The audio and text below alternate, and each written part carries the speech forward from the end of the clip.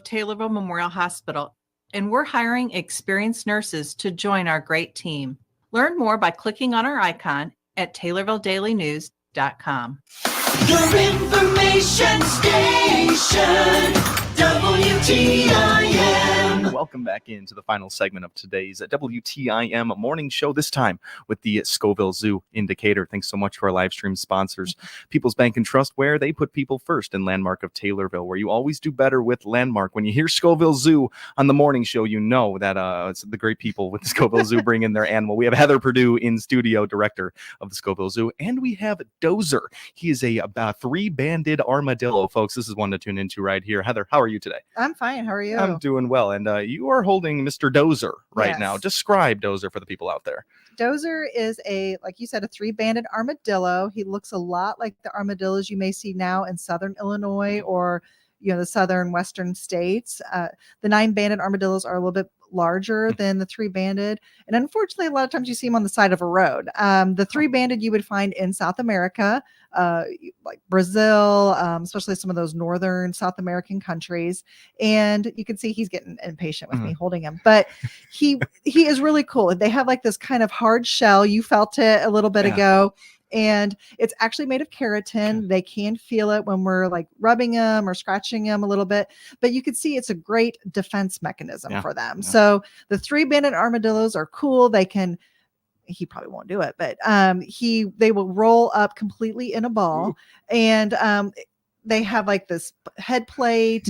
These are called scutes. They kind of look reptilian just because they have like this nice shell around them, but they're not. They're still a mammal. You can see he had lots of long hairs on his belly, and his belly is the vulnerable part of him. So if a predator is coming up to him, he's going to close up, pull his legs in, close his head down. His tail will actually close up, and he kind of looks like a Pokemon ball. Which, when I'm describing him to kids, he completely closes up, and a predator kind of biting into this would be pretty difficult to do. So he's pretty safe that way, rolling up into his ball. Yeah, he's an interesting looking fellow to the people tuning into the live stream right now. With the long hairs and the strong shell on his back is unbelievable. This is Dozer.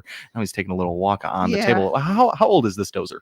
He is 24 years old. He just turned 24 last month. Wow. He is an old guy. So in captivity, which just means not in the wild, in zoos and other sanctuary type of places, they can live longer than they would in the wild, and they can live into their upper 20s. So like I said, he is a pretty old guy. He finds the counter pretty slick. Maybe later we'll put him on the carpet, but he can zoom around. Cool. He's really cute when they run around. They look like little Energizer rabbits, running around. Wow. And they have these long nails. They are diggers. They would eat lots of different insects. They're scavengers, so they would find meat, dead animals that are lying around, and of course, like fruits and vegetables too. Sure. Of course, that shell and that balling up is going to be his main defense mechanism there. But I see he's got some pretty scary looking claws there, probably for digging. And that's mainly, it's not really for defense, but it's just for digging. Like he would go up alongside like big rocks and trees, and they could use those nails to really dig and find different grubs and insects to eat. So interesting. The middle of his back just hinges. It turns into 3 bands. Yeah. Yep. You have the 3-band, and then obviously there's like 6-banded, there's 9-banded armadillos, which again are a little bit bigger than this guy, and they can roll up, but they just can't completely roll up into that tight ball like these 3-banded can. Yeah, I can see why people might think it's almost lizard like. I can't think of the word, because you do see that tail almost looks like an alligator tail right there. Yes, it does. And they are considered like scales, so immediately you think of reptile when you hear the word scale. And some other cool things about them, they don't have a very good sight. So they're not very good vision, and they are hunting or getting around mostly in the dark. And obviously, when I said they see them on the side of the road, that's when they're going to be active. And so when people are driving at night, they don't see the armadillo crossing the road. So then these guys unfortunately become they get hit by cars and stuff like that here, especially in the States. But these guys, again, they use their sense of smell. They do have teeth, but they're really far back in their mouth. So kids are always worried about, oh, is it going to bite me? And I mean, anything with a mouth can bite, but these guys, their teeth are not up front. Okay. So they're not going to they're not really going to bite at anything. What we would be most concerned when we're handling them is making sure our finger is not there by his belly as he rolls up really tight, because you just might get a pinch. Man, that tight, is that force? Is that like a real, have you felt that before when it does roll up into a ball? I have not, Okay. but like I said, when I tried him, when he wants his belly scratched or something, sometimes we'll use a ballpoint pen just to make sure, if he starts to roll up, it's not going to be our finger in there. Sure. Yeah. I'm seeing him like shedding something. Of course, we don't care. I mean, we'll clean it up. But what is that? This is bedding. Okay, These are pine shavings. So obviously when he rolls up, he brings some of his substrate with him. Yeah. So it could be sand. It could be these little shavings here. And, but yeah, and normally he would be sleeping. So he's most active probably in the evening hours and maybe really early morning hours. He was kind of dozing on the whole way here. And he's an old guy. We got him up early in the morning here. I He's know. 24 we did years get him old. up early. He needs his coffee. But When you mentioned keratin, what on the human body? What's our keratin? like our fingernails. Okay. Yes, yeah, and they're hard, Yeah. so you could see, but we can still feel. Like if you get a pinch, you would be able to feel that. And like his main predators, in South America would be like a jaguar or some other larger predators like that. But the jaguar is kind of the most known one because it's probably one of the larger ones in South America. Yeah. You mentioned this is a 3-banded armadillo right here, but they can get up to 6 and 9-banded. Did you say 9? Yes, Wow. they have the 6-banded, the 9-banded are the ones that you see in the United States. It seems like and we're finding them now. We've even seen them locally, and I don't know if they're ones that maybe people have found in the wild and they brought them up, or they're actually making their way up this far north. That you can find them in Southern Illinois now. That used to not be a thing, but yeah, they're slowly working their way up north. So you may see these out in the wild. So it could make sense naturally. If Yes, it could make sense. Okay. Yeah, absolutely. Very cool right there. So this 3-banded armadillo named Dozer looks like he's finally found a nice little relaxing spot. He's just kind of sleeping and kind of lounging right now. But it's interesting, when he's relaxed, he tends to not ball up like that. If he's just going for a sleep and he knows he's not going to be threatened there. And usually like if we walk up to him, he's either laying like this or he does sleep in a ball sometimes too. So earlier in his carrier, when I brought him here, he was sleeping in a ball. So looks like a very comfortable position. I would sleep in a ball like that if I could. This is super cool. One more time about the bottom of this guy, because right now he looks pretty approachable, but he looks like an insect. It does look like a creepy crawly thing from the bottom half right there. I mean, but all of that is really for digging, for traction. You said they're fast, which I look at him, I don't think he's going to be fast. Can you compare it to any smaller animal his size? How fast can they really move? I'm trying to think. Like I mentioned, he looks like an Energizer rabbit. Like I mean, it looks like somebody has wound him up, and then he just like zooms around. And it is pretty quickly. I mean, just as fast as like your cat or anything would be. I mean, just running around. And a lot of times our keepers will get him out in the day when they're all working in the diet kitchen. They're preparing afternoon diets. They will let him run around into the diet kitchen, and he will explore everywhere. Sometimes they'll throw little bugs for him on the ground for him to find and forage. So he is fun, and he is probably one of our definitely popular with our staff and anybody we take him out with, because he is so unique looking. Absolutely. And a final question for Dozer here. What's his meal of choice there, or a treat that you guys give him? Is there something you guys have fun with? Yeah, he loves bugs. So crickets and mealworms are usually the bugs that we use the most often.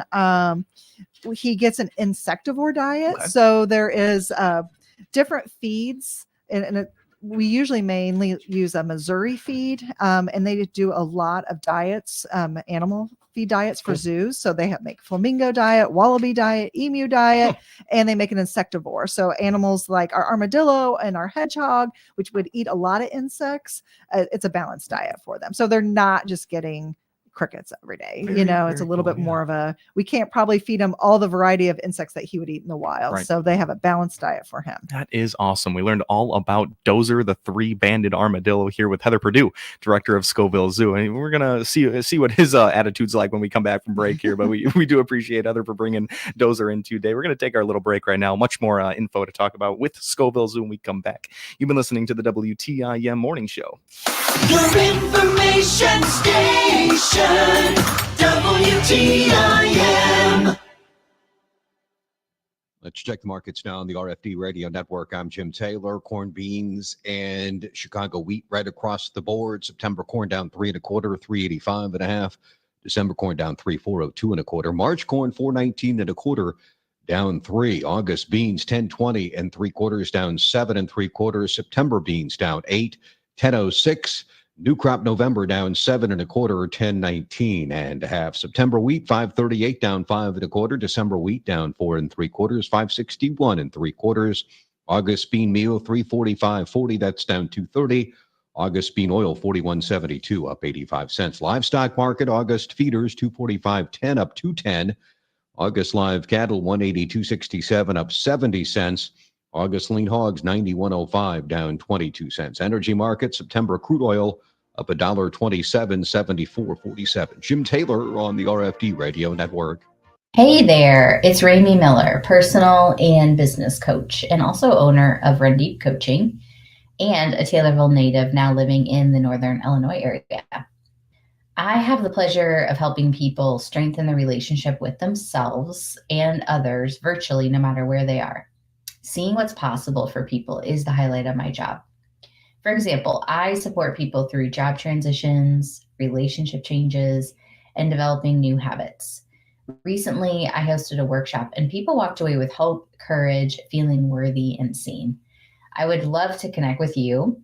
Feel free to reach out for a virtual complimentary 60-minute conversation to see if it's a good fit to work together one-on-one, or we can just simply discuss any upcoming events. My website is www.rundeepcoaching.com. That's www.rundeepcoaching.com. I am sending you so much support. Taylorville Estates Assisted Living is where they encourage independence and enrich lives. Have your own apartment and enjoy 3 home-cooked meals a day. Socialize with friends and ride the bus to many local activities. Residents are treated like family at Taylorville Estates Assisted Living. Find out vacancies and get on the waiting list by contacting Administrator Tony Clark. You can stop by or call 824-2222. That's 824-2222. Taylorville Estates Assisted Living, encouraging independence, enriching lives. Just Beds are the yawn exterminators, and they can give you a better night's sleep. Choose from Bemco, Chatham & Wells, Sealy, Simmons, and Tempur-Pedic. Find out the many models and styles available on their updated website by clicking their icon at TaylorvilleDailyNews.com. This is Dr. Bill Byers, and I'm excited to announce the expansion of my Stealth Wellness business. Not only do I do functional medicine testing, blood work, and nutrition, but I've added red light therapy and sauna therapy to benefit those of Central Illinois. To learn more, click on my banner ad at TaylorvilleDailyNews.com. Your information station, WTIM. Welcome back into the WTIM Morning Show, this time with Scoville Zoo and Director Heather Purdue. Thanks so much to our live stream sponsors, People's Bank and Trust, where they put people first, and Landmark of Taylorville, where you always do better with Landmark. Dozer, the three-banded armadillo, went back to his little habitat over there to take a nap, but he did great with us for the first half. Thank you once again, Heather, for bringing him in. That was really fun. Let's talk Scoville Zoo just a little bit. The summer almost passed us by now, but still got some things to look forward to. Right. Yeah. The summer has gone fast. Yeah. We've started our fall hours actually this week. I know it seems early, but we have a lot of our seasonal staff on our visitor service and in our animal care that are college students and high school students, and they have left us and are going back to school. Wow. So it just makes it harder for us. So we do go to our fall hours, which just means during the week the gift shop is open until 4 o'clock. Mm-hmm. Our zoo grounds are open until 5. So if you get in there before 4, you are still welcome to walk around until 5 o'clock. Great. Okay. That's nice. And the weekends are still the same. You can come in until 5 o'clock and zoo grounds will close at 6. Awesome. Okay. So that stayed the same. In our fall hours already. How did the summer go? It went great. We had only had a few weeks of really hot weather. Obviously, when it's really hot, it kind of keeps people away, which I understand because the animals are really just lounging during that time as well.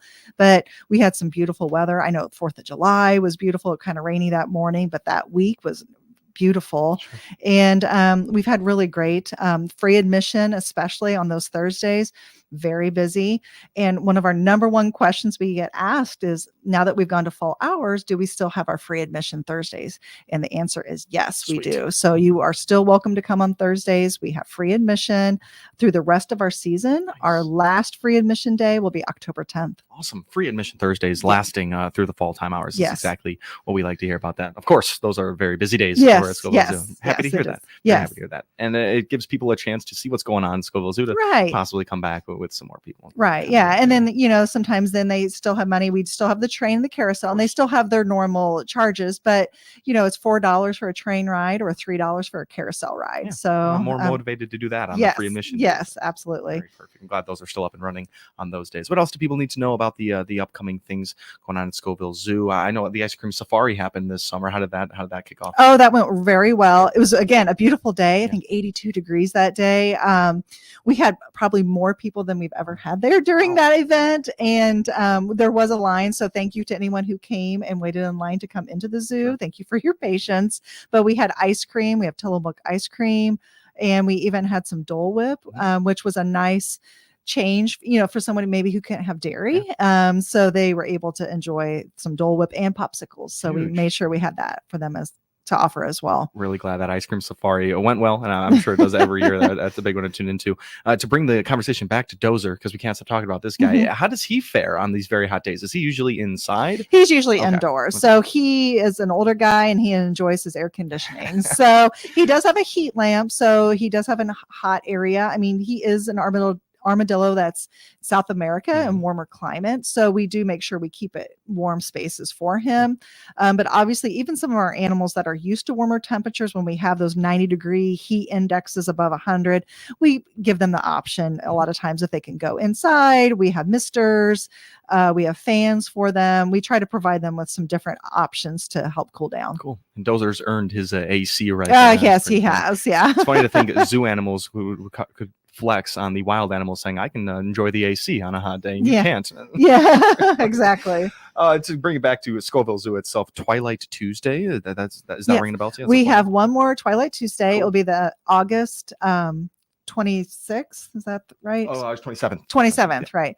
And it will be our last one. We used to do them into September, but we figured out that it gets dark pretty early then. So those didn't work out as well. But so August 27th will be our last Twilight Tuesday. That means our gift shop will close at 7 and you are welcome to walk around until 8 o'clock. So it's another option. Maybe if you want to come in after school is out, you can come in and enjoy the zoo. We will have representatives from the Decatur area ukulele group will be there, and they are welcoming anyone who plays the ukulele. You could be a beginner, you could be a more advanced player. They will have music up on a screen and you are welcome to jam with that group. That is a really fun one. That's all Twilight Tuesday right there. Yeah, that's Twilight Tuesday, for the August 27th one. August 27th, very, very fun there. And in our last few minutes here, I had a weird zoo question. How Yeah. do you go about getting a new animal? Are you contacted? Do you have to create space, or does Scoville Zoo ever say we want a new animal? Is that Yeah, it just depends on if we have a master plan with exhibits on there. Sometimes we have donors who maybe are looking to build, or maybe they want to see if we're open to a new species. So that's always fun and interesting and might add to it. A lot of our animals are part of SSP or species survival programs. And so a lot of times they'll ask us, like, if they want us to breed, like we had baby lemurs this year, wallabies, those are all part of SSPs.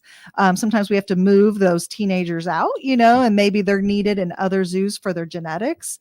And so those are all part of those programming. So almost all of our animals we get from other zoos, and ours, again, too, we send out to other zoos. that SSP is what I wanted to revisit there, really, because Mhm. I love how all the zoos are really working together and just for the animals themselves, Yes, to create yes. the best possible Exactly. populations of these animals. Right. That is really cool. Do zoos release animals or rehabilitate? There still? are some release programs.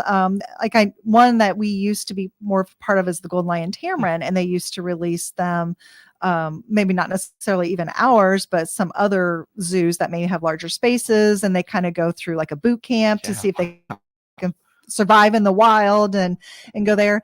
I think they've been running out of some space. A lot of the problems with, a lot of the wild habitats is defragmentation, Hmm. where, you have little fragments of forest, but a lot of those animals need to move on. Otherwise they start, interbreeding. Sure. And so they're trying to come up with ways to link those fragmented forests. So then, they can move from, because that's what they would naturally be doing. The Amazon would be huge and they would be able to move on and find other species, but, ones that are not related to them. I mean, that's what's going to keep their genetics going. Absolutely. And so it's coming up with plans like that. Very, very interesting. And Heather, Yeah. we're totally out of time, but Yeah. a place people can go to for information on Scoville Zoo. They can check out our website and our Facebook. We're always updating that, ScovilleZoo.com. Awesome, awesome. Heather Purdue, director of Scoville Zoo, and Dozer, the three banded armadillo down in his crate right now. But we thank you both for coming in today. This has been the WTIM Morning Show. The Big 870 WTIM Assumption Taylorville, 96.1 W241 CF Taylorville, 107.5 W298 CD.